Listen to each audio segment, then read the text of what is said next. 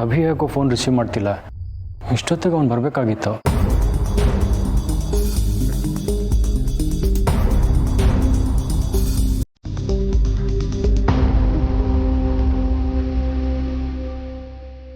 ಅವಿ,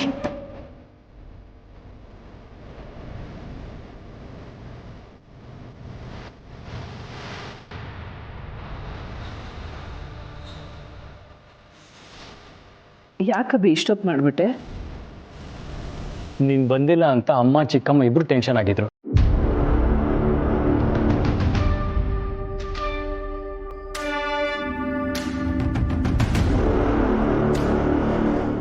ನಿನಗೋಸ್ಕರ ಕಾಯ್ತಿದ್ರು ಅಥವಾ ನೀನು ತರೋ ಸ್ವೀಟ್ಗೋಸ್ಕರ ಕಾಯ್ತಿದ್ರೋ ಅದು ಗೊತ್ತಿಲ್ಲ.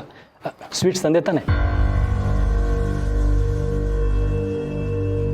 ಇದೇನಭಿ, ಎಲ್ಲರೂ ಹೇಳಿರೋ ಸ್ವೀಟ್ಸ್ ತಂದಿದ್ಯಾ, ಆದರೆ ಚಿಕ್ಕಮ್ಮ ಹೇಳಿರೋ ಸ್ವೀಟೇ ತಂದಿಲ್ಲ?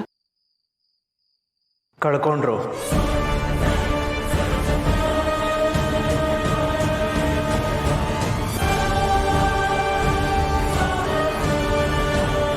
ಕಳ್ಕೊಂಡ್ರ? ಏನೋ ಮಾತಾಡ್ತಿದ್ಯಾ ನೀನು? ಕಳ್ಕೊಂಡೆ ಅಂತ ಹೇಳಿದೆ ಬ್ರೋ. ಚಿಕ್ಕಮ್ಮಂಗೋಸ್ಕರ ಸ್ವೀಟ್ಸ್ ತೊಗೊಂಡಿದ್ದೆ, ಬಟ್ ಆ ಕವರೆಲ್ಲ ಮಿಸ್ ಆಗೋಗಿದೆ.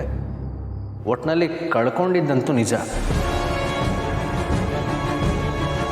ಇಟ್ಸ್ ಓಕೆ ಅಬ್ಬಿ, ನೀನು ನನಗೋಸ್ಕರ ಸ್ವೀಟ್ಸ್ ತರೋಕ್ಕಾಗಲಿಲ್ಲ ಅಂತ ಬೇಜಾರು ಮಾಡ್ಕೊಂಡಿದ್ಯಾ?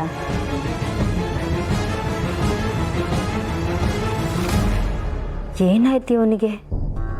ಯಾಕೆ ಹಿಂಗಾಗಿದ್ದಾನೆ? ಅಟ್ಲೀಸ್ಟ್ ಸ್ವೀಟ್ ತರೋಕ್ಕಾಗಲಿಲ್ಲ ಅಂತ ಒಂದು ಸಾರಿನೂ ಕೇಳಲಿಲ್ವಲ್ಲ? ಸಾರಿ ಚಿಕ್ಕಮ್ಮ, ನಿಮಗೆ ಸ್ವೀಟ್ ಸಿಕ್ಕಿಲ್ವಲ್ಲ ಅದಕ್ಕೆ ಅಭಿ ಬೇಜಾರು ಮಾಡ್ಕೊಂಡಿದ್ದಾನೆ. ನಾನು ಅವನ ಜೊತೆ ಮಾತಾಡಿ ಅವ್ನಿಗೆ ಸಮಾಧಾನ ಮಾಡ್ತೀನಿ ಬಿಡಿ. ಅಮ್ಮ,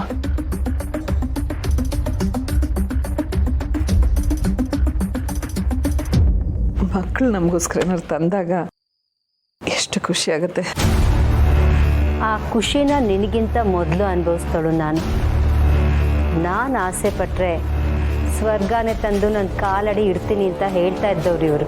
ಅಂಥ ಮಕ್ಕಳ ಪ್ರೀತಿನ ಕಡೆಗಣಿಸಿ ಅವ್ರ ಮೇಲೆ ಹಾಗೆ ಸಾಧಿಸ್ತಾ ಇದೆಯಲ್ಲ, ನಿನಗೆ ನರಕನೇ ಸಿಗೋದು ಬಿಡು.